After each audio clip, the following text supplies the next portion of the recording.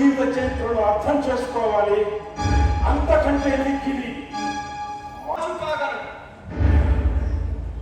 చెప్పండి, ఏమిటి మీ సమస్య? మహారాజా, ఇతను నా వర్తమానంలో పనిచేసే కాదు. ఇతనికి ఇచ్చిన పని పూర్తి చేయకుండానే పూర్తి చేద్దామనుకున్నారు మహారాజా. ఏమిటి, పని పూర్తి చేయకుండానే పూర్తి వేతనం ఎలా అడుగుతున్నావు? చేసిన పనికి కదా వేతనం ఇవ్వవలసినది.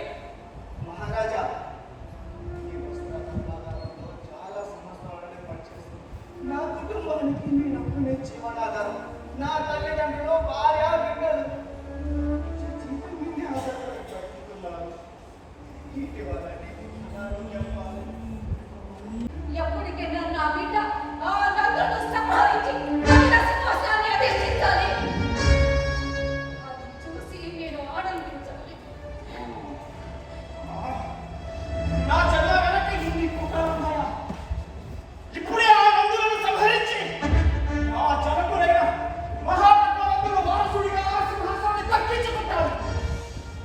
నీ ఆశయం నా ఆశయం ఒక్కటే. కానీ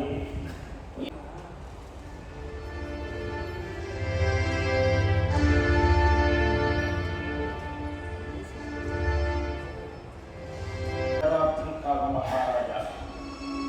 వారు వారి సుపుత్రులు సురక్షితంగానే ఉన్నారు. వారి చంద్రగుప్తుడు.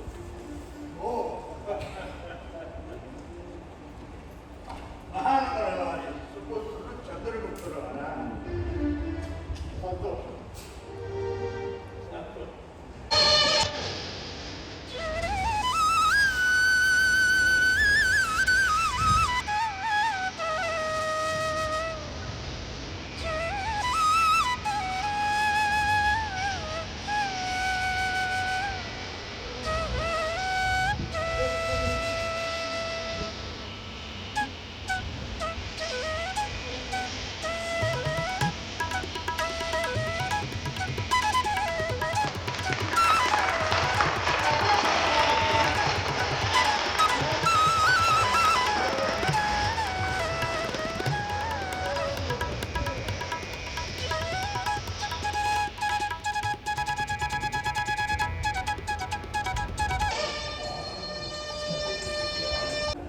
ఎన్ని వాలి ఎంత సమర్పించుకోవాలి?